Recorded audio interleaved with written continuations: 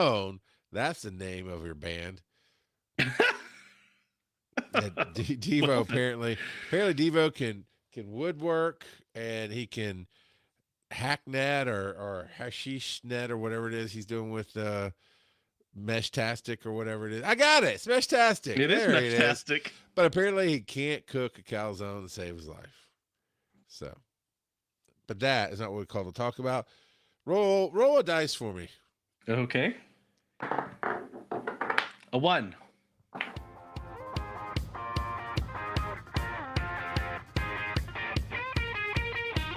This is Wise and Nerdy, where fatherhood meets fandom. Oh, do you know what happens when two Toys R Us kids grow up to be dads? They become the co-hosts of the show where geeky fathers unite to share the joys, challenges, and hilarity of navigating parenthood. Because being a grown-up doesn't mean you stop being a fan. It just means your sidekicks call you Drunk Uncle! Or Dad, however that may go. I actually have the first line down. What happens when Toys R Us kids grow up and become parents? Except I said dads, but the rest of it, I'll get there. I'll get to work and do it in my sleep. And then I won't show up for a show, and Joe will be like, oh, crap, I got to read that. Oh, man. Are you ready? I am Batman. No, you're not. You're at best. At best. You're a Bat fan. You're like the kid from Incredibles. And because my neck has been super stiff lately, I've got the full glance to the side with the whole body look going on right now. Such a great podcast moment, let me tell you. Let me just tell you. No, fool. Are you ready for Conuga? Oh yeah. When this podcast goes out originally, as of recording, it's about a little bit more than a week. So it'd be a week from tomorrow is when it starts for us. Yep.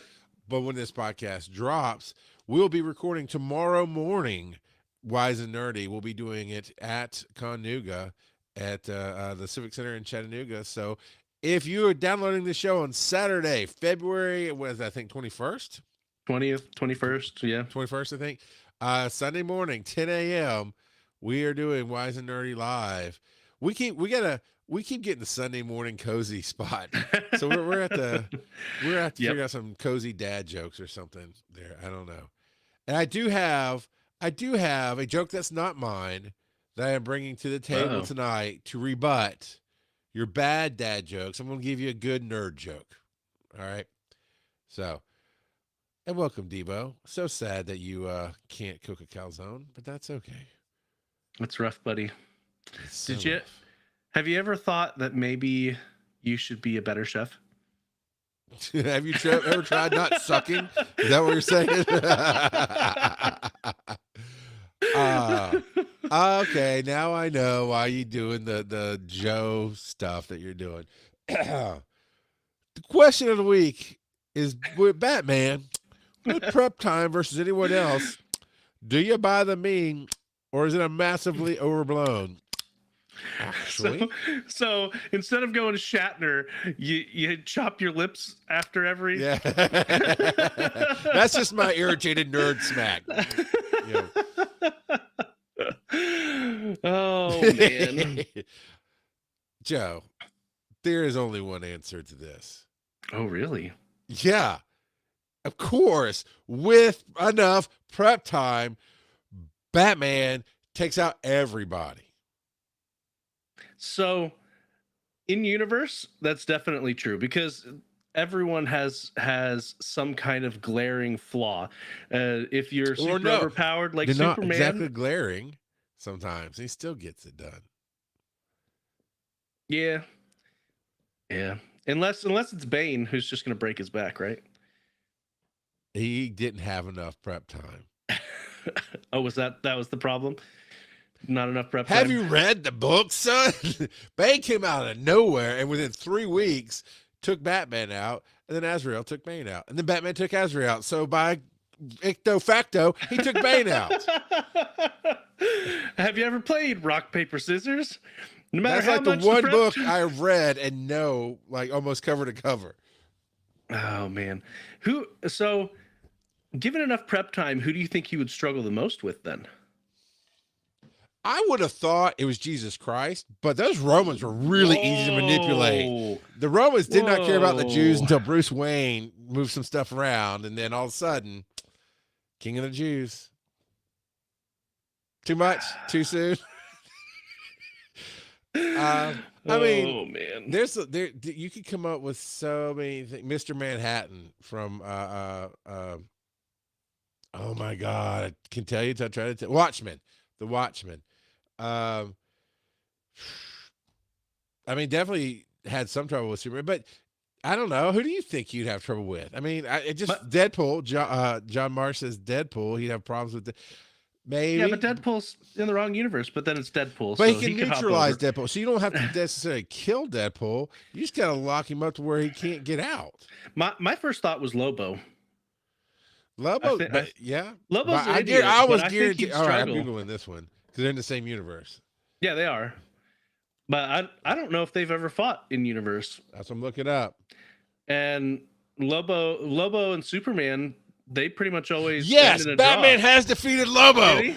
Yes, though not through brute strength. That's not what we're talking about. Utilizing superior intellect and tactical planning. Not hard when it's Lobo.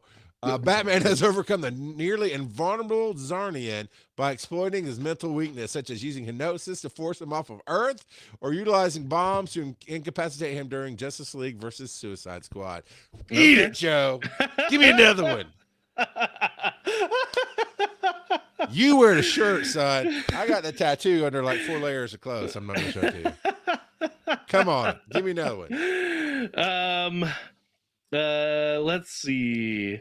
Skylar from Heroes. That's not in universe, but how do you think he'd fare against Skylar? Remind me what. Oh my God! Yes, in a popular fan created media theoretical matchups, Batman has beaten Deadpool. Pew pew pew. I'm using my number 1 finger, but you know what I mean, John. You know what I mean. All right. What was Skylar's powers again? He would cut people's heads open and steal their powers forever. Oh, that was the new Spock. Yeah, Zachary Quinto. Yes. Okay. Honestly, I mean, yeah, I think Batman can. Skylar, I vaguely remember. I mean, I remember the character, but I vaguely remember the show. It's been a minute since I watched it. I do recall his face always kind of have an angry look on it. Skylar's face always kind of was moody. I bet you we could Anakin Skywalker him and get him to kind of defeat himself. So, dark but side. here's the thing: we just neutralize, right? We got to neutralize. Yeah, that's true. Does you Batman with prep time versus anyone else? So I kind of think he could get Skylar to work with him. They're both kind of anti-heroes at a certain point. I kept saying Skylar, didn't I? It's Sylar. Google found it. It didn't mad at you or anything. Yeah, but I'm sure there's other people who are fans of the universe. They're like, "How dare you, Joe? How dare you?" And John, come on, of course. Yes, Batman has defeated Darkseid primarily by using his intellect, strategy, and preparation rather than raw strength. Come on. All right. I got one for you. Goku.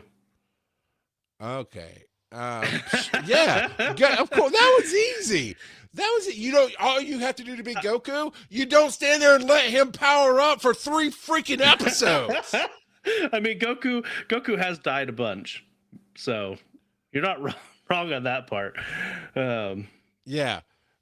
It's just prep time. Now, this is something from some nerd website. I think it's r/who would win is one of the references here. In a direct confrontation, Goku beats Batman 99% of the time due to vastly superior speed, strength, and energy-based powers. The only scenario where Batman wins with the significant prep time, allowing him to exploit Goku's naivete, tendency to hold back, or create a specific targeted chemical or magical weapon. And Batman does not F around with magic. We know that. There are some storylines, I guess, where he becomes Lazarus Pit. Ra's al Ghul. Ra's al Ghul. Yeah, he takes on the mantle of Ra's in some storylines or whatever. So he does mess around with magic a little bit. But that's the thing. people forget. I should have. I didn't. I forgot this question was coming up, Joe. Or I would have sent you this TikTok I saw that somebody made with bad graphics and whatever. And it starts off with Superman. God, he's in the Legion, whatever, up the space station, whatever. Guys, Lois Lane finally left me. It's done. Batman's like, it's about time. She's been texting me for weeks. He's like, why would you don't say it? And the whole time, the Green John something. He's a Green Lantern. Stewart. Yeah, John Stewart is there. His whole role, his whole little skit is like, oh damn, and he just get. And every time a hero stepped up, I was like, Batman, don't say that. Da, da, da, da. And Batman just one burn, psychological burn after another with truth bombs, and he just broke everybody down. Didn't lift a finger. Didn't even need prep time. He just hit him with the truth. So you think Goku? And let me tell you something about Chuck Norris, random kid. Yes, I thought, Optimus Prime's easy. Optimus Prime, you just put some salt in the tank, he's done. All right, sugar or whatever. You stick a banana in his tailpipe, it's a good time, and he's done. So, but Chuck Norris, actor. A lot of people can beat Chuck Norris. All right. But with plenty of time. Now you go, Charles, could you beat him? Well, now he's like 80. Heck yeah, I could beat him right now. In his prime? Probably not. Yeah, with enough time. I mean, the meme is with enough prep time. Steven Seagal's worse than Chuck Norris. You just went the wrong way with that one, I love Random Kid. That's so good. There's no scenario where I believe anybody takes out Batman with enough prep time. As we pointed out, the one villain to defeat Batman was Bane. And given enough time, because he went through the healing and did everything, given enough time, I think he would have come back and figured out exactly what Azrael figured out, which is cut the chemicals off, and Bane ain't squat. Dennis Rodman. Bane. Well, I don't know about Dennis Rodman. Dennis Rodman's right up there with Michael Jackson and David Bowie and Prince. He's his own creator. So that might be more of a Lobo situation. That's the Eternals, right? We can talk about them. Anyway, right. So do you think that Batman with his archenemy being Joker is because he's the epitome of chaos, and so it's hard to plan for the chaos? Possibly. Now he usually defeats Joker, but what I actually think is, if you really look at it, it is two sides of a mirror.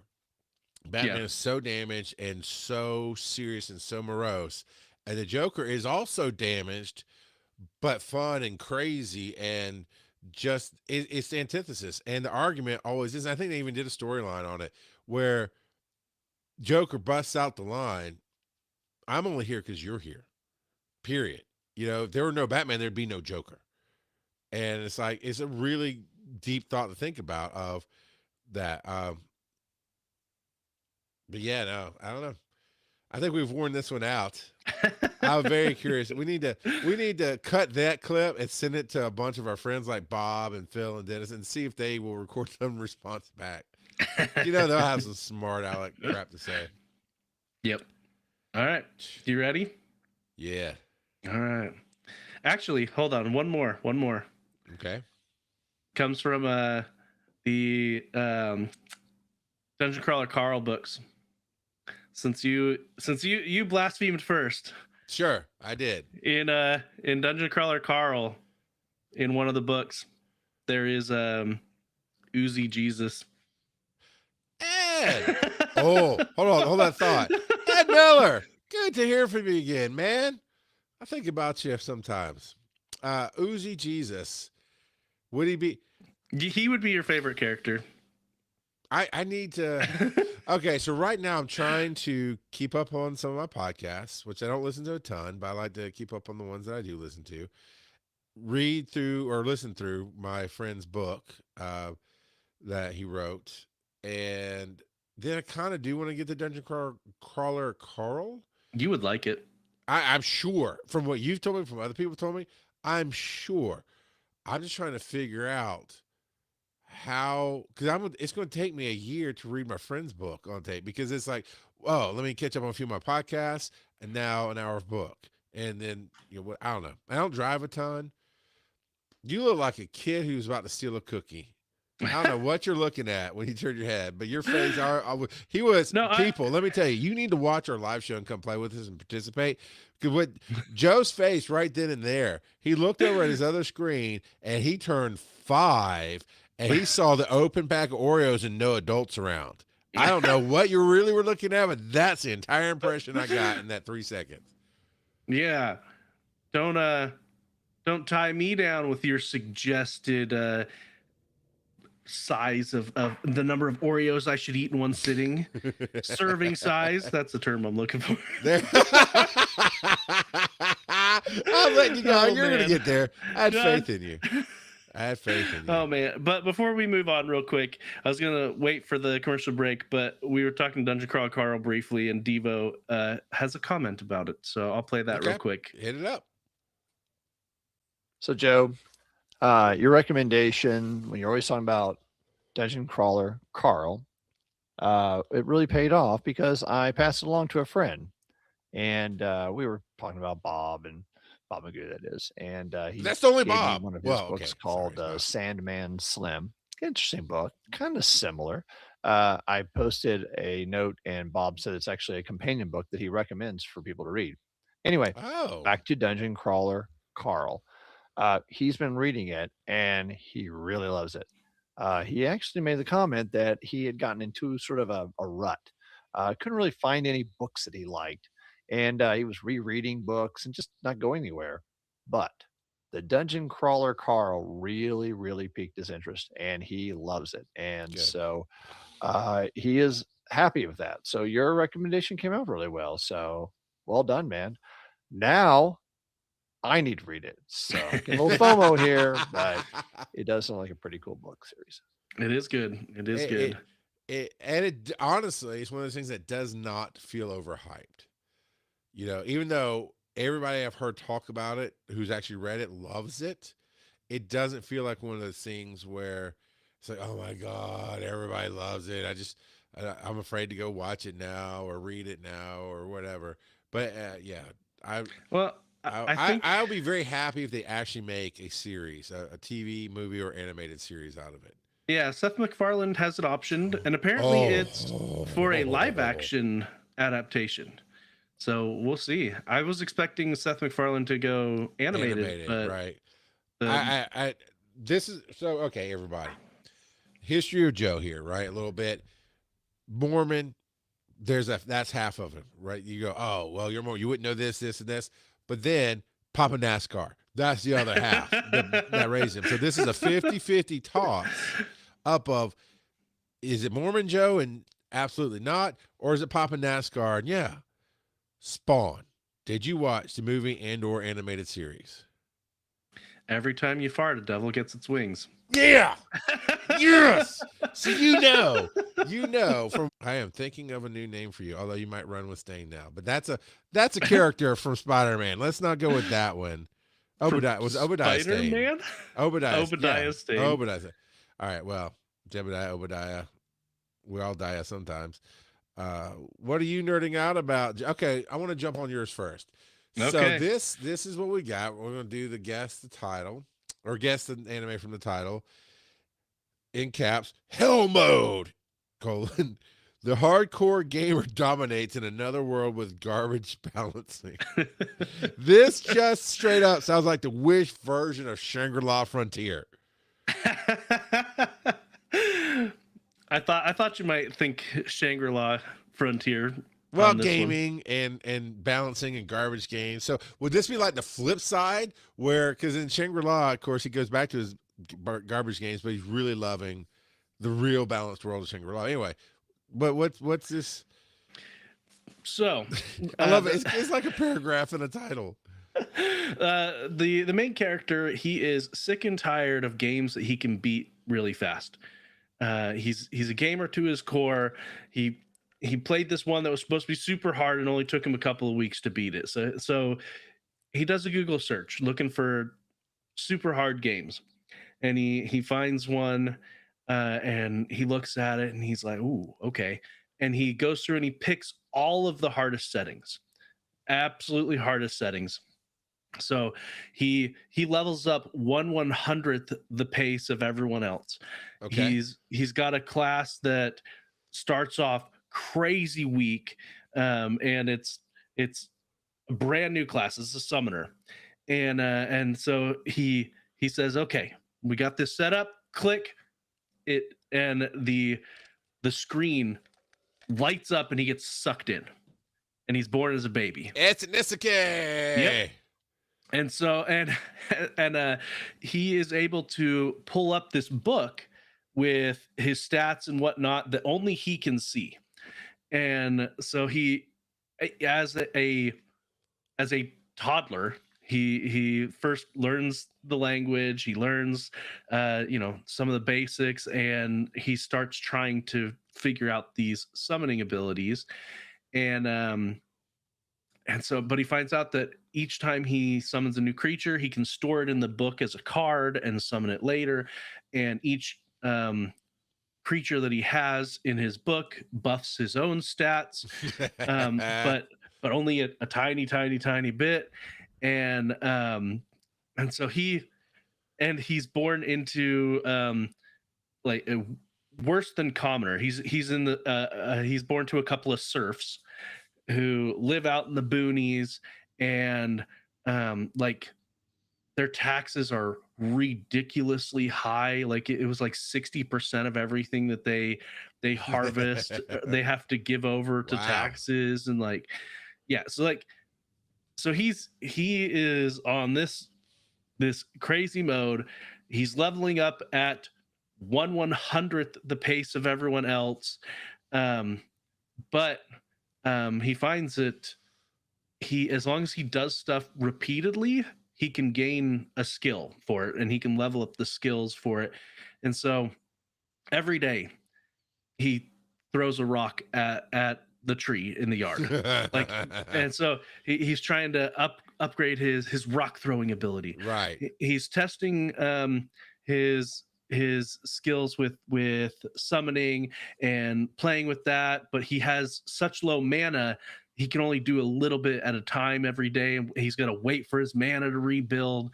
And I can already see where it's going. He's going to end up being crazy OP. But he's practicing the sword with his neighbor all the time because she just absolutely loves the sword. They're about the same age. And so he checks, and like after I think it was like 4 or 5 years, he's risen his sword wielding ability up several times, and even though she still decimates him, he's starting to be able to somewhat hold his own because he's summoned enough creatures to buff his stats, but he can't actually gain any levels because he can't gain experience because he can't go out and defeat monsters because of his overprotective parents. So he can raise skill levels, but he can't raise his own personal level until he can find a way to find monsters to kill. And yeah, he's like, oh, this is gonna be great. This is gonna take me decades to beat this game, but he's still treating it as a game for the first like 4, 5, 6 years. And it's not until an accident happens and someone close to him almost dies, he's like, oh, I'm treating this as a game, but for everyone else, this is their life. And he still hasn't fully come to accept that he doesn't have a way to get home. He that hasn't even crossed his mind. And so we'll see where it pans out. We're 5 or 6 episodes in. Why would he want to go home? This is his heaven. No, yeah, you're not wrong, and that's why he's not even thinking about it. Yeah. Yeah. It's been fun so far. It's been entertaining. Where do you watch that one? Is that one on Crunchyroll? I can't remember. It's on one of them. I've been thinking about turning off Crunchyroll or unsubscribing. I just don't watch enough on it right now. I don't watch anything on it right now, actually. Oh, well, if you're not watching anything, then yeah. And it's not intentional. I just need to go. I need to. I need to go make sure that I finish Shield Hero, and then maybe I'll check out hard mode because for $8 a month is all it is. I'd like as long as I'm watching a show, it's fine. But I try to take inventory of all my streaming and how it's being used, and we'll turn stuff off from time to time when people forget we have it, type of deal. Did you use your computer screen? No. Your lighting just changed. That's all. Oh, I was switching tabs around. No, you're fine. I just wanted you to know in case you didn't know. This one's on High Dive, which is it's a subsidiary of Prime Video as well. So if I had access to Prime, I could watch it? I believe so. I can't remember if it's one of the extras that you have, because with Prime Video you can subscribe to like a bajillion other things within. Yeah, of course. So I can't remember if it's one of those. We'll see. I'm waiting for Hell's Paradise season 2 to come because they left it on a really dark cliffhanger. Is it not? I thought it had. I think it got announced, but I don't think it's landed yet because I haven't seen any ads on Netflix yet for it. Yeah, I'll have to take a look because I know it was coming back like within this month. Okay, cool. So I don't remember if it's back yet. Gotcha. All right. What are you nerding out about? This might just be level up Joe night a little bit. So been working through some things, figuring some things out, and I have said this stupid thing for way too long, which is I'm the biggest secret the world's ever seen. Once they discover me, because I fully believe I'm great at what I do. And because when I go, say, a con, and I do a player room we're going to do 5 different panels at Con Nuga, and we didn't even blink an eye. We're doing at least 3 panels that you and I have never done together before, but we know we're going to make it happen because you trust your skills and I trust mine, and we know we'll own the room, and it'll be great. Go to stuff like DragonCon, so on and so forth. You should share that. Thank you, Random Kid. That's what I'm getting to. Thanks. I'm rambling. You got me back on track. Random Kid says you should share that secret. Yeah. And so I was like, I've got to have a flow. Everything just has to fit into my flow. It doesn't have to be easy per se. It just has to be easy to me, which means it just fits the way my brain works, the way my life works, and I can get it done in a set time. So last Saturday, that's usually when I'm editing and producing this and Be Awesome Together. And I like that. Secrets are no fun unless you share them with everyone. And I'm like, you know what? I'm going to make a clip of some kind. Well, Be Awesome Together and this show are too big for the free one at Opus Clips. We like Opus Clips here. It's a fun service. I just right now don't use it enough because of our shows, right? They give you X amount of credits. It's a year of credits, and it's generous if you're doing an hour show once a week or less, right?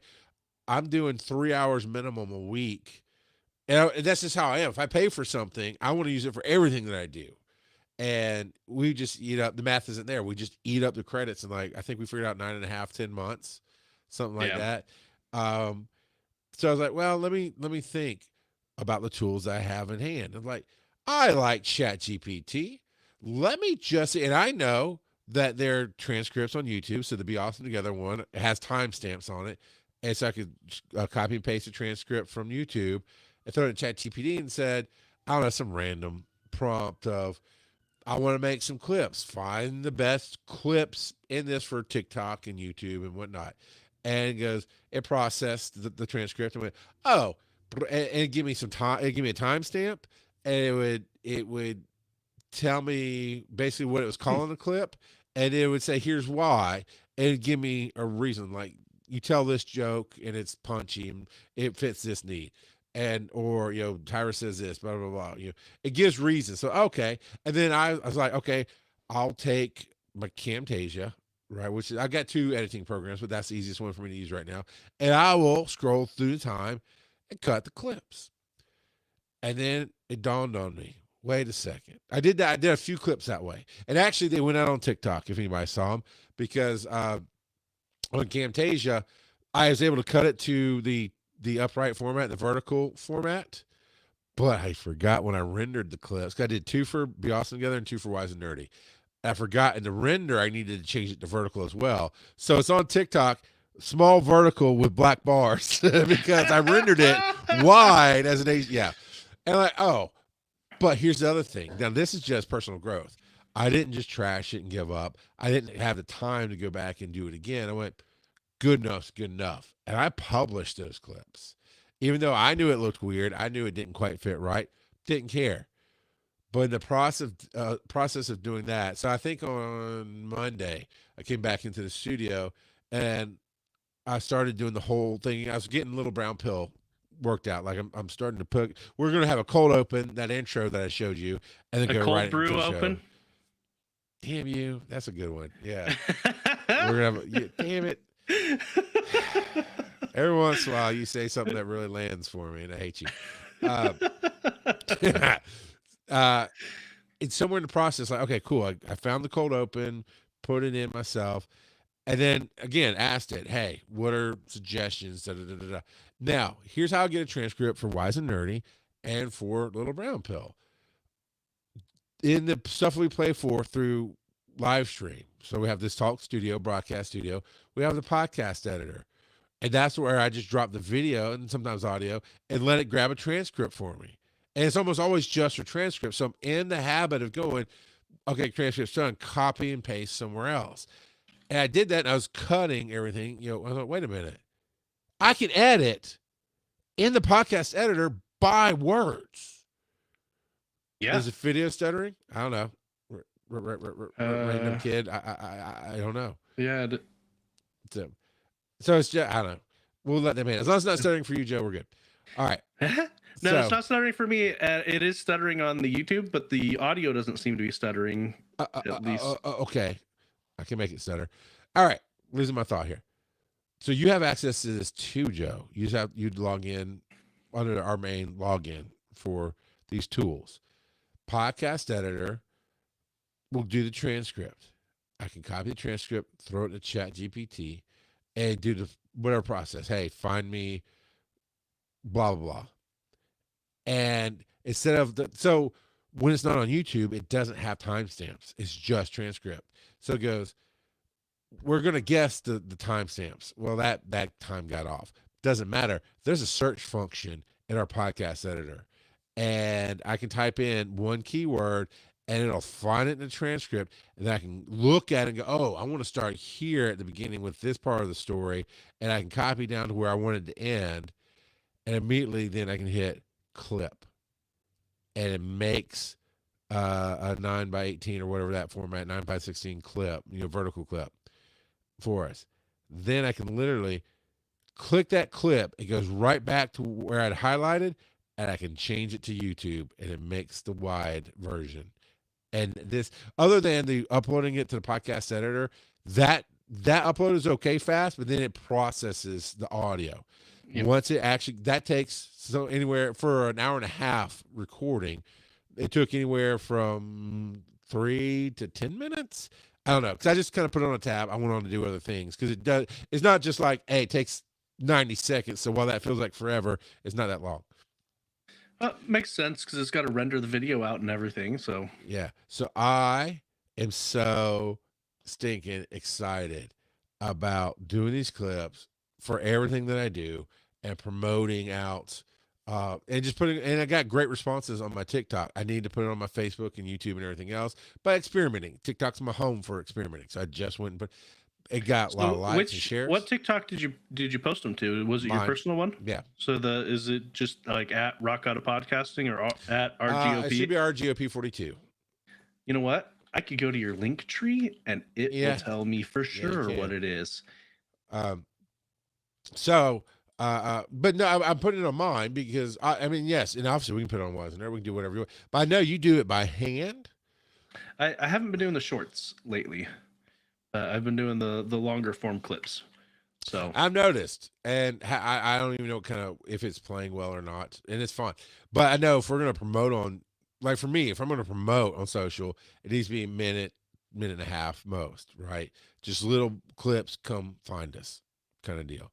And as I go, I'm sure I'll find like a little sticker to put, wiseandnerdy.com. So I put that in there. Like I did a quick little overlay that said Wise and Nerdy on it, or be awesome together, depending on the clip. Excuse me. So yeah, it's you don't have your TikTok on your link tree. Yeah, I do. It's a big. It's got pictures and stuff on it. It's like the fourth one down. Oh, I see. It just has a different format. Yeah, it does. Okay, yeah. You're right. You are correct. And maybe I should change the format. And it is back to Rock God of Podcasting on TikTok. There you go.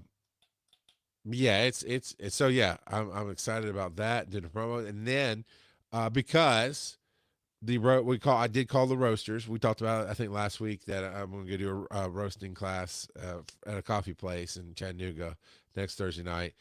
So while you're here, who's your guest for next Thursday? That is a good question. I put out some feelers, but don't have any commitments yet. Let me know if you need me to call people. Okay. Excuse me, I will. But while Joe and Stepdad are going to be talking, I will be roasting some beans. That just sounded so dirty. I'll be roasting some beans. And he's a bean counter. But I found a great deal on it. I want to say it's the Osmo 7 by DJI, the Osmo 7 Mobile. And I want to say list price, it's like $120. I found it on Amazon pre-opened, essentially, like new, $80. Oh, nice. So yeah, that's close to half off, because I think it's normally like $150.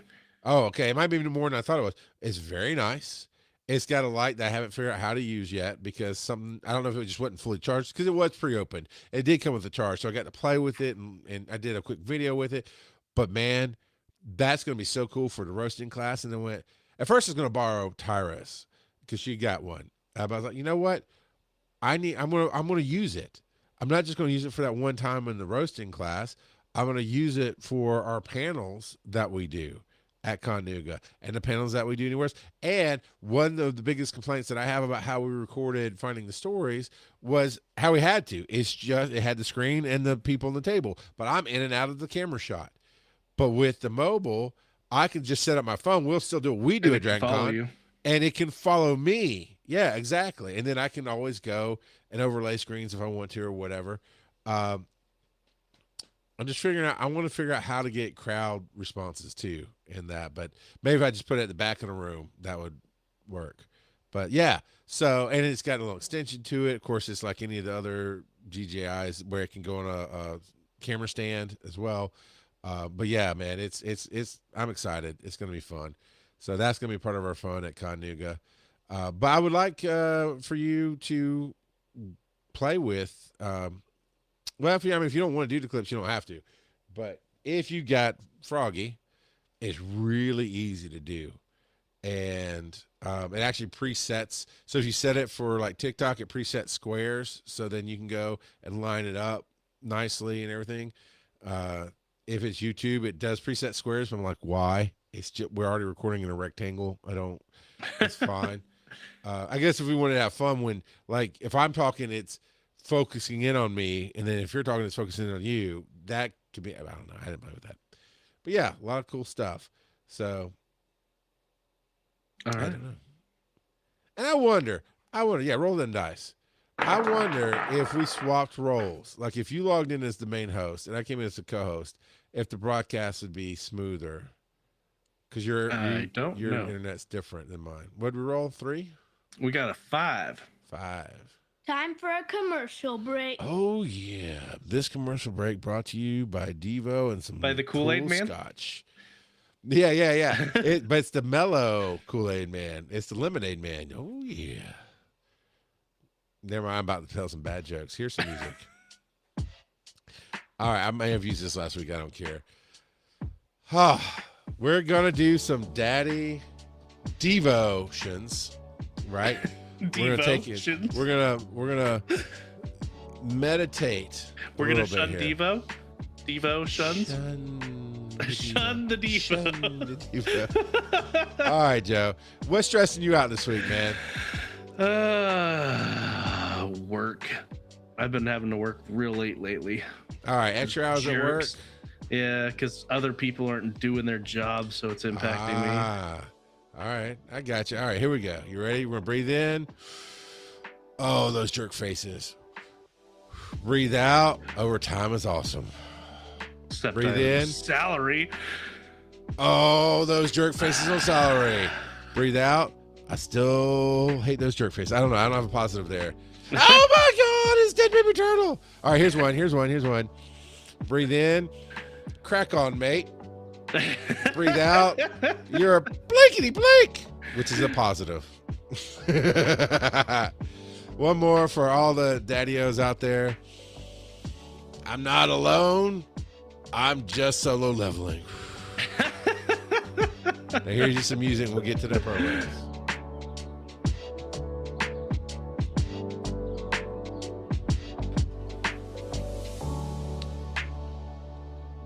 You like what we do here? You should. We're awesome. Go over to patreon.com/wise_n_nerdy. Join the FAMdom today. All the daddios are in there. Come support the show. It helps us go to places like Conuga and put on live shows. It helps us come to your town. If we get to be invited to come to your town, well, it helps out. wiseandnerdy.com/allowance. We'll get you there too. Because, you know, it's always the dad tax. You got to pay up. You got to pay up to pay down. And then if you want to get your voice on the show, like you're going to hear a few people hopefully here in just a minute, wiseandnerdy.com/calldad. Because everybody needs to be reminded to call their dad every once in a while. My wife, we're in a group text. My wife, myself, and my dad are in a group text, and she'll still randomly text me, have you talked to your dad? You're in the group. You know the last. Anyway. I'll hear it a lot someday. No, I don't know. All right, one more. What was the last one you put up before this? I put up. Nope, the wrong one. This one. wiseandnerdy.com/discord, where for free you can come and talk to all of us and be cool with all the daddios. So we'd love to have you do all of that. So, Joe, what's the question of the week coming up in 3 weeks from last Sunday? So the question of the week for March 5th is, if you could add yourself as a playable character to any video game, which game would you choose and what would your special ability be? I had two really bad ones pop into my head. I had one. I had a thought for you. Hey, let's put it in the Taco Bell please sponsor us game. 100%. Oh man. I got off of my habit, man. I've only been to Taco Bell maybe twice this month. I know we're not halfway through the month yet, but still, it's not enough. But okay, so that's a good one. That's a good one. Do we have any speak pipes? We do, from Devo. He titled it Devo on Crunching. Crunchwrap Supreme, maybe? I don't know. I don't know. He might complain about me eating ice on the show. I don't know. Maybe. I don't know about you guys, but whenever I'm eating like a chip or nuts or something that's crunchy, it drives my wife crazy. She sits there and stares at me. It's like, oh. And she came to find out that there's a term, real or not, it's called misophonia. I can't prove that's a real. I haven't looked at the DSM-4 to see if it's a real thing, but she claims it is. And apparently she has conferred with her friends, and among them, they've decided, yes, this is a thing. And I sat there last night listening to my wife, and she was eating some chips, and she was crunching very loudly. It doesn't bother me, but it doesn't bother her. But coming from me, it's a whole different game. I don't know. I think it's a lot of whatever, but apparently it's a thing. I'm kind of curious. Do you guys have that same, the glaring looks when you're eating something crunchy? I don't know. I only want to breathe. Yeah, maybe just some people, whatever. I've definitely been had coworkers that annoy me so much that it doesn't matter what they're doing. I get into a state where It doesn't matter. They annoy me by just breathing. One of Yeah, these days, sometimes- Charles is going to break his headphones Yeah. due to Devo. Yeah.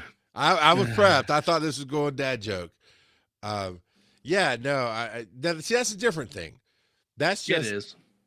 you can be so annoyed by somebody they're breathing.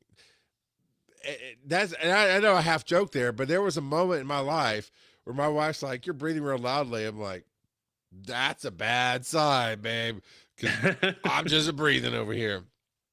So, Devo, according to Gemini, yes, misophonia is a recognized condition, often called sound hating, characterized by an extreme, involuntary, emotional, or physical fight or flight response to specific common sounds like chewing. Okay, so I have it. Crunching, sniffing, or tapping. So my wife, I think it's just ADD or autism. We all have a little bit of that spectrum. This is every noise out there. And how can you not like something? I don't want to hear you sniff. I don't want to punch you in the face necessarily, but I happen to know, like, oh my God, if you don't blow your nose, I'm going to knock it off your face. Joe, do you fall in these categories? Yeah, I annoy you all the time. That's it. And it's not merely a dislike. It often triggers intense rage, anger, or panic, leading to avoidance behavior. Yeah. So I actually had to say something to Tyra and Kaz, because I get it. They're both coming in from work and it's last minute, so they're trying to finish up the dinner. I'm like, we don't start till 8:30. It is 5 after 8. You don't have to have your microphone on. And oh my God. Oh. All right, hold on. We gotta go back. I like to eat nuts. It's okay. Clip that. Oh, I'm back. So no, seriously, Joe. Do you have a rage moment to certain sounds or anything like that? Oh, my kids will sometimes just do these random sound bombs, and I'm just like, why? And depending on how work has gone, and I really shouldn't let work dictate how I react around my kids, but I'm human, it happens. But yeah, those sound bombs sometimes just annoy me. Well, there's been times where I've been I would say there's differences in mesophilioma or whatever, misophonia. That's it. Have you are the one suffering from mesophilioma? I'm sure there's some kind of cream that might reduce just a little bit of the symptoms, but the list of side effects is super, super long, and death is going to be on one of the side effects, but it'll help you a little bit, maybe. Death is a side effect of life. I mean, come on. No, I chuckle at all the different medicine commercials, because it almost always, or death. Yeah. Or suicidal thoughts. Or I'm like, oh, nausea, vomiting, and death are always on the list. Always. So Devo, I absolutely have that. Like going into hospital rooms, I have to silence the alarms. And when I worked at an ER, that's how I got my steps in, because everybody else ignored it. I mean, if it wasn't a big alarm, I mean, there's beeps, and when I say alarms, it's just a machine saying something's off. I don't mean like, oh my God, their heart stopped. And it's like, yeah, okay, they wiggled around for a minute in their bed, and it wiggled their oxygen sensor loose for just a second. Stop, beep, and the other nurses and they just got used to it. I can't. I had to go into every room and silence those alarms because it just drives me crazy. And I've gotten but to a flip side of that, I've gotten so stressed that literally I was like a little child in my car coming back from my parents one night. My kids were younger and they were just loud. They were fine. Everything's fine. But I was so stressed from life and work and whatever happened at my parents' house. I was just overwhelmed. And I was like, I just put my hands up to my ears and just did that. Just tried to get some silence and didn't yell at them. Didn't say anything. My wife asked them to calm down. But I was like, I almost wanted to start rocking. It just, so there's a stress one that gets you, like when your coworkers annoy you. But Devo, I hate it for you, man. Joe, we need to make wise and nerdy daddy-o muffs. Like, you're tired of hearing your daddy-o crunch his peanuts? Soundproof. Boom. Put your daddy-o muffs on. Dad muffs? We'll get there. We'll figure it out. You muffed it up. I did. But we'll figure out something that might be a little edgy, but yeah, because that's it. There were times when I was eating and my wife's like, can you be more quiet? I'm like, no. Can you put in some earplugs? Yeah. And now this is maybe not the same thing. I don't know why it annoys me, but I hate ASMR, period. That one does trigger. I just can't. Second time I was like, whisper, whisper. I'm like, off, gone. I want to punch. You son of a biscuit. You better. For our podcast listeners, I leaned into the microphone like I was going to whisper, and he ripped his headphones off immediately. Faster. Because he couldn't do it fast. Go screw yourself, Joe. Can I quote Stranger Things? Stranger Things is kind of a PG-13, family-friendly show. Oh, probably not. Okay. But when anybody's trying to show a product and do that tapping nail crap, I think that more annoys me. It's like, nobody gives a crap about your tapping. Open the damn box and get to the point. Just tap it in. Sorry. I need to watch Happy Gilmore too. I'm considering calling DFAX at this point. I don't know what's going on with you tonight. You're either having a stroke or don't know, man. He's abandoning his wife for Valentine's Day, just so you know. Yeah. But let's roll some dice, Joe. She's driving 2.5 hours away. You could get up and go. You could choose to be with your wife and family, but no, Daddy-o. Was that all the speak pipes? Yes. All right, come see us at Conde. Good. It's a 6. All right, just for you. Dad jokes are like Mojo Hello, Jojo. Tyra. They're bad. All right. We've got one from Devo. Charles, I'm so very excited for you. I was flipping through that notebook from my mother's and found even more of the jokes. Does he have the music? Prepare to be amazed. What has 4 legs but only 1 foot? A bed. If you're in a cemetery, how would you open the gate? With a skeleton key. What happens to a red rock when it falls into the blue sea? It gets wet. And there's so many more where that came from. You're welcome. That last one, guess what it reminds me of? Joe, what do you call an African-American astronaut? What? An astronaut, you racist. I was worried you were going to be racist. I was like, where are you going with this, Charles? Hugh Morrison loves that joke. He tells it at least once a year, if not more. Like, he visits at least 3. Why is he? I keep mixing up my numbers. 3 times a year. He at least visits 3 times a year. And one of those trips, he will always tell that joke. And he just loves it. Is there more speak pipes or? There is. There's one more. Okay. Hi, I'm Bob. A bit late for Bob jokes. Well, bad Bob jokes. I got 2. One's good, one's not good. Well, they're not called good dad I'll jokes. go with the worst one first. Okay. So, 2 people had a son called Timmy. The name isn't really important. Okay. Timmy got straight A's in class one day, and the dad said, I bet he got all his brains from me. And the mom said, yeah, I still have mine. If you don't understand it, you don't. Anyway, for the second one, did you know algebra was actually called alga? And kids just kept saying bruh at the end of it because we don't like algebra. Brought to you by Bob. I rate that one, Bob, 6-7. Gotcha, bud. That last one, That was a solid one, sir. I could hear the voice. You take after your daddy. I could hear the smile in your voice as you were telling that one. I dig it. Oh, man. All right, Joe, this is a science nerd one. Uh-oh. To rebut all of that nonsense. Okay. As a science teacher, not my joke, right? Just telling a joke. As a science teacher, is it Uranus with emphasis on urine or Uranus with emphasis on anus? I don't know if it's number 1 or number 2. Oh, no. That's for Bob. Tell that one to your mom, sir.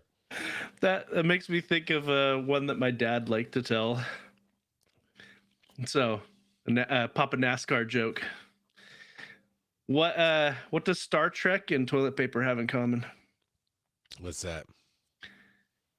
They both fly around Uranus searching for Klingons.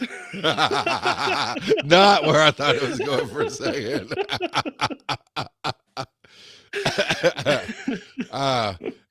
In the same kind of vein of being just slightly dirty but funny, I thought it was going to be going where no man has gone before. Now you can roll those dice. All righty. Number 3. I hope you had a great week this week, Tyra. I don't think we remembered to catch up on Tuesday to plan for next Tuesday, but we will. And I heard it. It's how do I? I talked through it anyway. Don't make faces. It is how do I. All right, this one's all you, Bubba. Yeah, how do I react to my kid getting in a fight at school? And let me quote verbatim my instant response when you said that. You go beat up the other dad. That is what he said. And so this came because I was listening to a Facebook short, and they were talking about a scenario. Okay, I'm only slightly disappointed it's not one of your kids. Nope. They're homeschooled. I don't want them to get you go to church. Trust me, you can whoop some butt at church. It's been done before. Oh, they fight each other all the time. They're homeschooled. I told my daddy, I'm just throwing out the merchants from the temple. Don't worry about it. Oh, man. All right, sorry. All right, so you read something. No. Listen to something, but it came from Reddit regardless. Sure, whatever. Right. Where a dad picked up their kid from school, and he had punched a bully. And he asked, because the school doesn't give context. Most schools are just zero tolerance. You hit, you're done. And so he asked his kid what happened. And he said that one of the girls at his school is commonly picked on, and one of the bullies took it too far. During lunch, they walked over to her and dumped an entire drink all over her. And he stood up for her, and the bully tried to get up in his son's face, and so the son punched him. Yeah, that's right here. Dun, dun, dun, dun, John Cena. Just bam, nail that bully. Let's go. And so what the dad did is he explained to the kid that, you always try to talk it out first. You don't lead with violence. And explained that if he continues to be violent, he's going to continue to get in trouble at school. And then he took him out for dinner to celebrate him standing up again for someone in his class. And the mom was super worried that they were sending the wrong message, that they were telling him to be violent. And so it made me think about how to react. How do I react when my kid is violent at school or some other place out in public? Because like I said, my kids are homeschooled, but they could get into a fight at a park or somewhere else, or church, like you said. So your reaction is beat up the other parent. That makes me think, because I did see I think it's from a movie where or maybe it's another Reddit one, but regardless, where a mom had decked another mom because the son had been bullying her kids. And she turns to the bully and says, "This is going to happen every time you pick on my kids. I will hit your mom. Yeah, you caused that pain." Yeah. And so that well, is. and let's be fair. There's a 50-50 chance mom caused the pain that turned the kid into a bully. Yep. Maybe not, but something. Bullies don't come from good, loving households. They come from damage. Yep. And it could be damage in the fact that they are spoiled, because that is a form of damage. It doesn't just have to be. That is a form of being a bad parent. Right. Or as Casey, who was here, I don't know if he's still here, but he commented on the difference in our Discord between gentle parenting and permissive parenting, and he wrote a really good write-up on it. I had never heard the term permissive parenting before, and he explained that gentle parenting is leading by example and setting appropriate boundaries with your child and guiding them to self-reflection and self-maintenance, whereas permissive parenting is what people stereotypically call gentle parenting, but they call it erroneously. Permissive parenting is where you're not really parenting at all. That's more of a free-for-all. So he also pops in here live. It says, bullying often isn't a damaged kid. Often it can just be that they are seeking attention.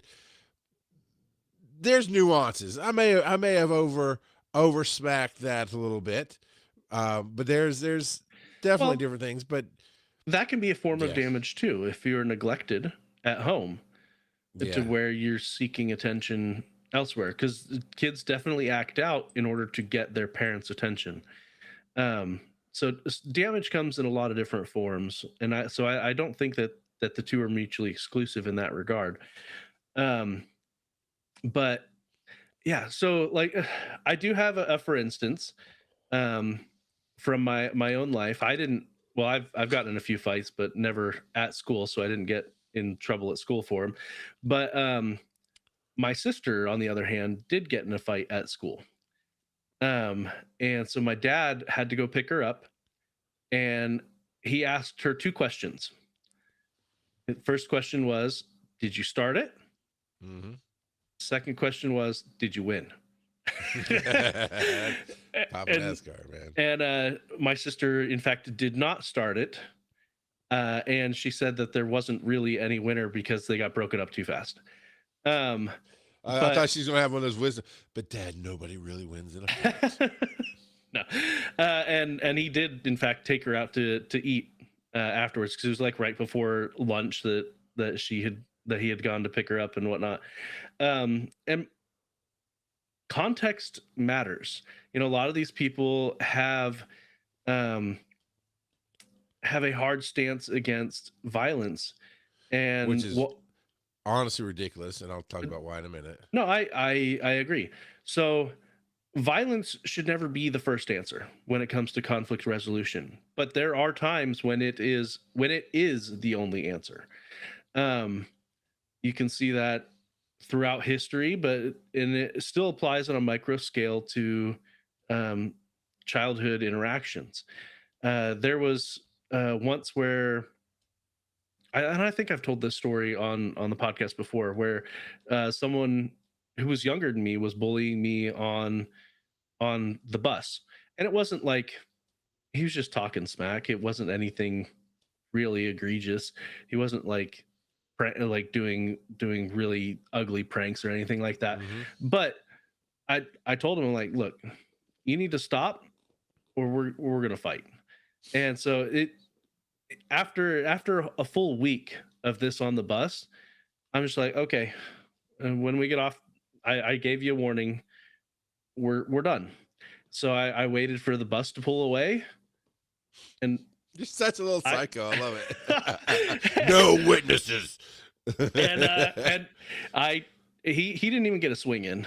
I pulled his I was watching a lot of hockey. Yeah, yes! I was watching a lot of hockey at the time. I pulled his jacket up over his head. I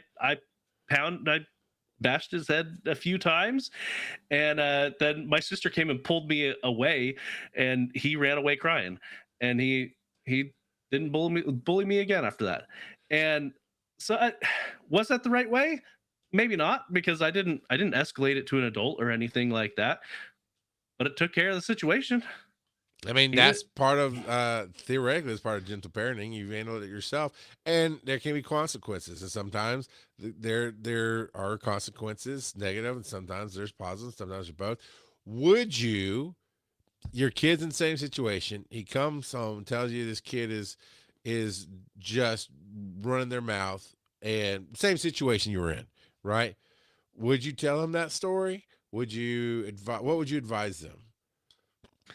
So first, if I know the parents, I'd talk to the parents and see if they could intervene first.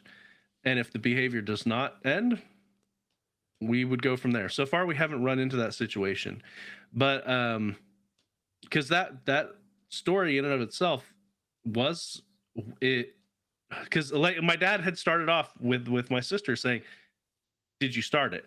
Yeah. Technically, he wasn't violent with me first, but I didn't necessarily start it either.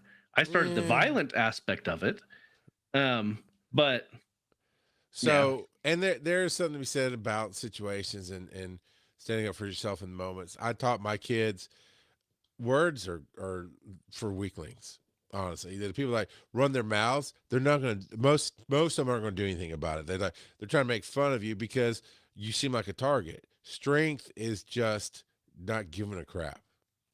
They don't matter. They don't exist to you. Not, I like them, I hate them, I laugh with you.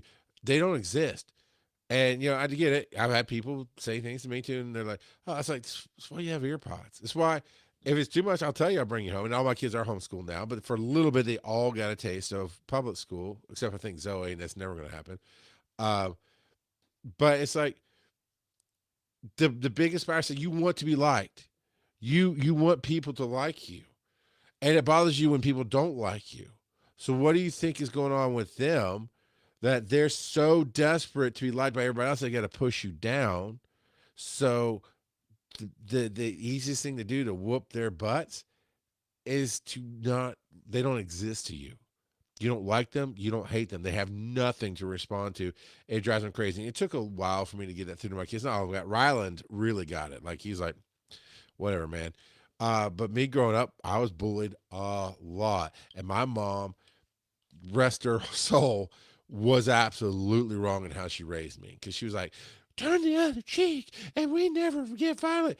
And even when I'd point out in the Bible, but Jesus got violent, somehow that was different. It was different. And there's one time, I think I came home with like a black eye. Somebody hit me, and I did not hit him back. And my dad, the preacher, lost his crap. I vaguely remember it because I was 6, 7, 8, somewhere there. Childhood, whatever. And I remember her they're trying to deal with it in the room because she was telling me, and he's like, I'm going to teach you how to make a fist and I'll punch you. She's like, no, I'm not doing it. Oh my God. And like, he was like, you're so big. Cause I was already bigger than all the other kids that I could just grab their hand and squeeze it. And even then she was like, did it. Honestly, he made the mistake then too. He should have been like, out loud or inside voice said, screw you, woman. I'm going to teach my kid what I feel is right. And I think later on I got into some self-defense and karate and this and that and other, but he wanted to teach me how to throw a punch if needed. He served in the military. Yeah, he served in God's army too, but it killed him to see his kid basically be a little B-word, because that's what my mom was making me. I was like this sad little dude who wouldn't stand up for himself that could easily be like, I mean, honestly, I could have just smacked their fist away when they went to hit me. You know, like, nah, man. They're so kind of like popping NASCAR. Don't start it. Don't start it. And Oakland got it backwards. There was some guy at middle school, high school range, put his hands on him. That's a great quote. That is. All right. Should we roll? We're looking for a 2 or 4, right? All right, I thought we were almost we're going long tonight. Neither of those is a 2 or 4. There we go. We got a 2. Tell Mojo Jojo a story. Wow, we got really long-winded. We're at an hour 20, and we're getting more to segments. All right, let's do this. The bonus, new and improved with 30% more content. Yep. So yeah, tell me a story about a video game or movie that helped you through a tough time. That's a tough one. Well, yeah, it's a tough time.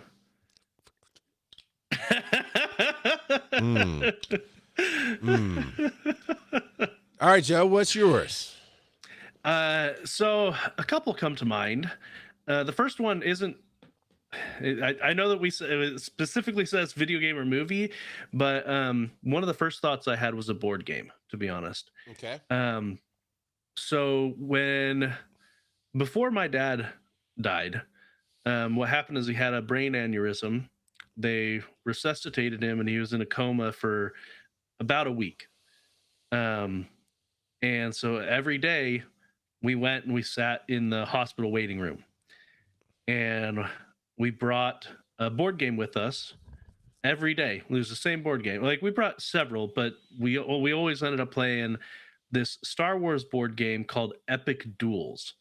And they've got different branded, like the company that made it, I think it's Hasbro, or maybe Milton Bradley. But regardless, they've got a whole bunch of different ones where I don't know if they're all branded Epic Duels, but it's basically the same game but different franchises. So they've got like I think my brother had a Transformers one, but we had the Star Wars one, and we played that to pass the time and to distract us and to help us there. And we were in that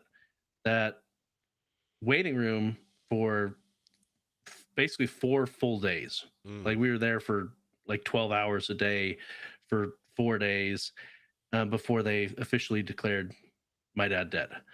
And so that it really helped the distraction to stave off overthinking what was happening. And so that helped a lot. It helped a ton. Okay, yeah. I wish I had a copy of the game at this point. I assume my brother still does, because it was his game that we were playing.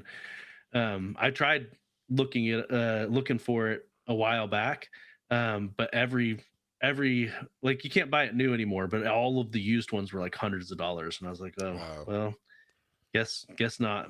But yeah, it was a good game. I hear you. I can't think of anything specific, other than kind of what popped into mind was, at one point I had I don't remember, it's a Game Boy that was a little square that would pop up the screen, and you'd have the top screen you played on and the bottom screen for like menus and stuff. I don't remember which Game Boy that was. This as an adult, so you're talking mid 2000s, because I was married and I was working in the ER. And I remember it got me through some ER nights, but those weren't tough. Working in the ER is just boring. But then I think my grandmother passed away during that time. I think I used it some to distract myself then.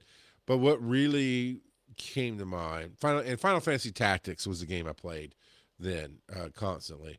But really, when I just power through, right? My tough times seem to be just either I'm living it or I'm not.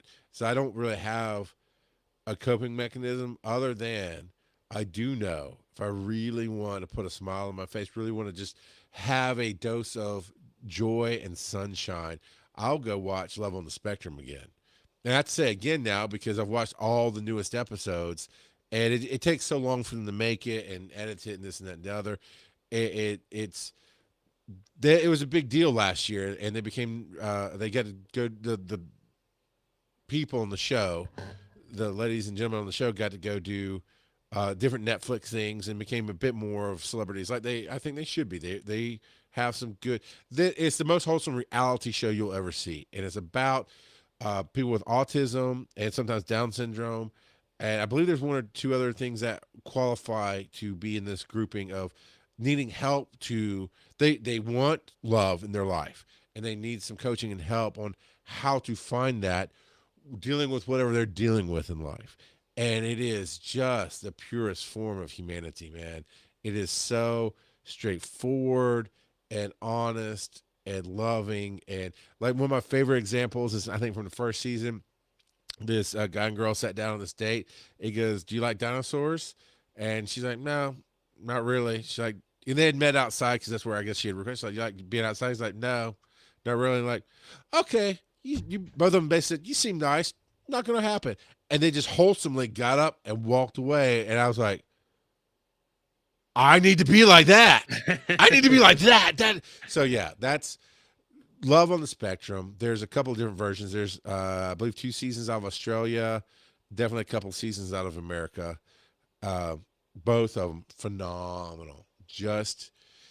Is just watching people who don't understand social cues, so they don't have weird feelings about saying things, and they don't carry a lot of guilt. They just, for the most part, they do have feelings, right? They do get hurt feelings. They do feel lonely, but they don't have a problem saying they feel lonely. And it helps me breathe every once in a while. Now that I mentioned it, I should go rewatch season 1 of Australia. I think that was the very first one that came out, and watch that again. But that's mine. Yeah, chat doesn't care. They have no hearts. None of them go through hard times. It's all good. They live life on easy mode, unlike the anime I'm watching. All right. So this next one is I found a butt face. Am I the butt face? Right. You found a butt face. I found a butt face. Okay. All right. Am I the butt face for asking HR to send a generalized email to the whole building, asking people to be mindful of perfume/aerosol spray use? Recently, 2 women, it's very short, so I'll read this whole thing. Recently, 2 women moved into the 2 open cubicles in front of my desk at work. They seem polite, but we're not in the same department, so I haven't talked to them very much. Everyone's busy all day, not a lot of opportunity for chatting outside of your team, etc. Lately, when they come in now, though they've been completely covered, all in caps, in perfume. For weeks, it's been giving me a migraine all day, but I didn't want to cause an issue or potentially offend or embarrass anyone, so I haven't said anything. I imagine there's a lot of people listening to this episode that can relate to that. Unfortunately, last week, they both turned it up several notches and have been spraying perfume and hairsprays while at their desks. My migraines got a lot worse, and I actually had a reaction and couldn't breathe for a few hours and needed my inhaler. Before somebody goes, oh, you're overreacting. I get it. When you're talking about this kind of smell reaction, it makes it harder to breathe. It's not that she couldn't breathe, but she definitely needed some help, and she has an inhaler because she probably has asthma, and so she used it. All right, back to the story. I didn't say anything to my coworkers, but I quietly submitted an email to HR just asking if they could send a generalized email to the building so no one was targeted. And again, as I mentioned earlier, potentially embarrassed and offended. HR agreed, and as soon as the email went out, my teammates started messaging in a work chat asking who snitched. I like that word. I'll get that. The fact that they immediately knew who they were talking about kind of tells you that they knew that they were a problem. Yeah. Snitched is that. It's like, yeah, you knew you weren't supposed to be. I want to smack you. Anyway, I definitely don't want to tell anyone I was the one who submitted the request. You don't need to. Don't do it because I feel extremely embarrassed. I would have just dealt with okay, this is the last sentence. I would just have dealt with the migraines, but not being able to breathe wasn't very fun and really messed up my work day. So I'm worried if it does come out, people will judge me for it. Am I the butt face? Before I go off on my rage-filled rant, Joe? Migraines suck. Yeah. Like I would have done it well. Like when I got the first migraine, now they could have talked to the person, or the people, but going to HR and having a generalized. That's what they're there for. Yeah. So having a generalized one, because at that point it's a medical concern, and asking people to tone down their perfume and hairspray is not a big ask, in my opinion. It's not like they were even asking them to just completely get rid of it. Just, we don't need to be bombed by whatever fragrance of the week that you want to be sporting. Mm-hmm. So yeah. And I do not identify with the, I didn't want to embarrass anybody or bother anybody. Okay, my therapist in my head, who I go see every Sunday, my therapist is going, that's not your problem. Why are you automatically finding reasons to not protect yourself and you're worried they're being embarrassed, what would you, as a third party, right? Well, what would even make you, if they're doing it at their desk, they're not going to be embarrassed that it bothers you. These are prima donna, self-centered beep holes because they think it's fun to do all that. Just like any, some of the, not any, but some of the churches I've been to, second the preacher starts to preach, big old bottle of lotion comes out. You can hear it lather on their hands and their arms, and you can smell it. And finally, one Sunday, I went just out of nowhere, why? And that was it. I just didn't do nothing. Everybody stopped, and the preacher just kind of went. And then when nothing else happened, he just kept going. But everybody knew what I was saying. And at the end, those around was like, oh, thank you for that, and you'll find that. And this person who wrote it needs my help because, one, HR is exactly there for this reason, period. Quietly sending it is exactly the way in typical business fashion quote finger should be handled, right? And HR sent out an email going, because it is not appropriate to wear a smell that I can smell you coming, and after you've left for 5 minutes, I can still smell you. That's BS. And definitely, there's zero rational I told you I was going to be angry. Zero rational reason to do it at your cubicle. Yep. You do it at home, beep face. I just want to cuss so much on the show right now. But don't they're do up it. there with Don't people do who it. microwave fish at the work. Yes, and burning popcorn in the microwave, in the company microwave. I thought of that too, Joe. I thought of that too, where our company I was in had to put out an email. You cannot bring fish or fish products to work anymore. Some people are allergic, not to the smell, but whatever. But it does. It stinks up the whole. And I would be the one where we had this open atrium. So downstairs was the kitchen off the big entryway to this building, and then the halls were open on the second floor, and so basically every office could hear me, right, if I yelled loud enough, and I did. And I went, and after the third time, and at night there's only like 10 of us in the building, right? During the day it's like 60 people, but at night 10 to 15 at most, right? And so this is an evening, and it's like the third night in a row, some bleep hole had burnt popcorn, and I stood there and went, stop burning the popcorn, you beep. And I didn't say beep. I said the real words. And that was it. They got embarrassed. Because sometimes embarrassment will make you know that, hey, you're doing wrong. Hey, I'm not even going to say a name because I don't want to pick on anybody specific. Hey, Deuterino, I can tell you haven't showered in a week. You need to do that for your sake and ours. Especially at cons. Oh, yeah. But yeah, it makes me think. Okay, I was just gonna say it makes me think of in middle school a science lesson that I had where I don't even remember what the lesson was fully about, but my teacher brought in a whole bunch of bottles with liquids in it that were different scents, and none of them were bad, like they weren't repugnant, but it was just so powerful. Mm-hmm. I remember taking my shirt and putting it over my nose, and my teacher's like, I guarantee that this stuff smells way better than you do. And I'm like, F you prideful bleep hole. Sorry. Well, and I'm just like, it's not that it smells bad. It's just so overpowering to my olfactory senses. It's just too much. Okay, teacher, who are you trying to attract? Nobody. Why do you think you smell so bad that you have to put on a smell? Oh, I like it. Who gives a crap? Save it for your damn date night. Not for high school.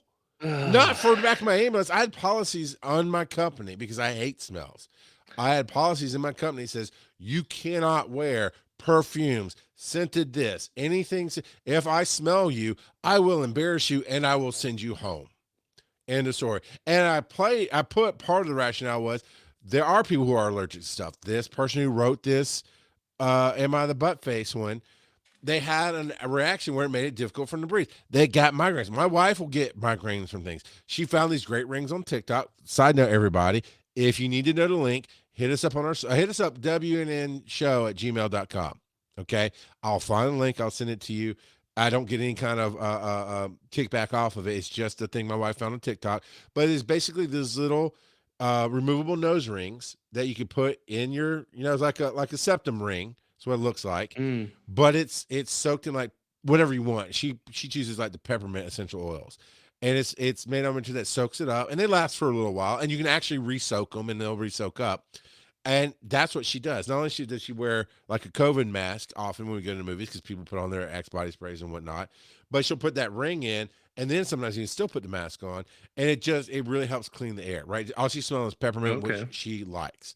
So because it's closer and it's stronger, it blocks out most of the other smells. You know, they did something similar during colonial times. People would carry around little bags of like basically potpourri. Potpourri, yeah. And they'd keep it up to their face. And people bathed a lot less back then. They bathe like twice a year. Yep. You know, 3 times. I mean, whatever. Right. And that's not now. And I don't hesitate. Especially if I'm outside walking into a store and like a little light wind is blowing and I can smell it like you just shoved a bottle of Axe body spray up my nose. I do not hesitate. Like, Jesus Christ, how much do you have to wear that can smell you outside? Don't know who wearing it. Don't know if they would get mad at me. But you look at me and you hear me talking like that, you're not going to start a fight 9 times out of 10. And the worst are the people who are trying to cover up their BO with this. Yes. I started saying things to people when I was first a paramedic, a commercial station. You know, I basically worked for somebody and was at their station, whatever. And every time, I am not exaggerating.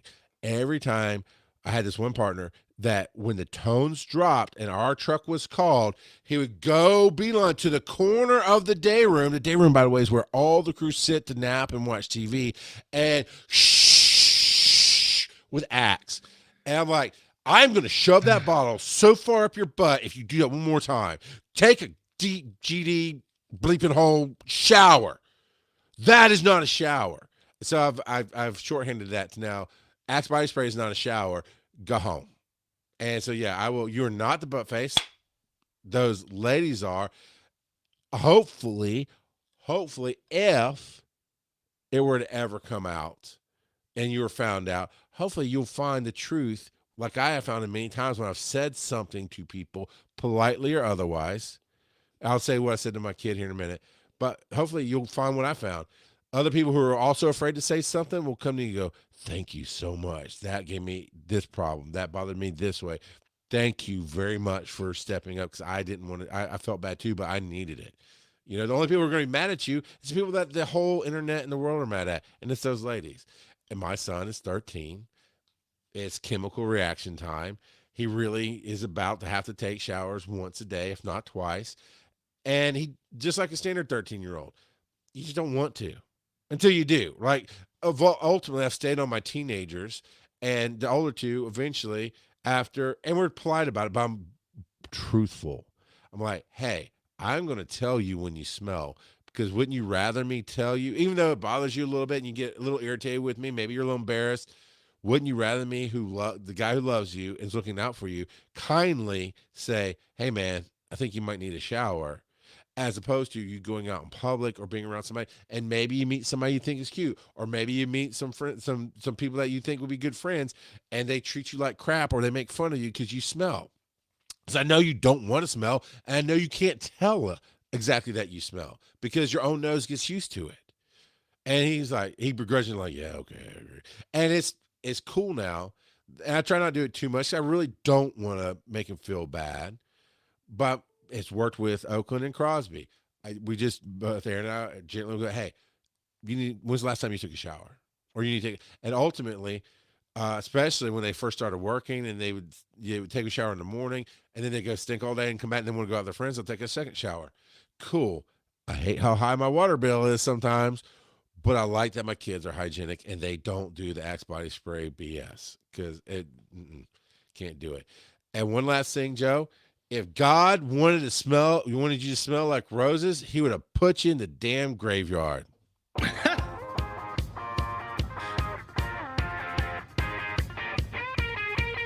Follow these nerdy dads on social media. Charles at Rock God of Podcasting, Joe at Joseph_Ard. Check out the website, wiseandnerdy.com. And as always, they may not be your father, but they'll always be your daddy. Shut up, Mike.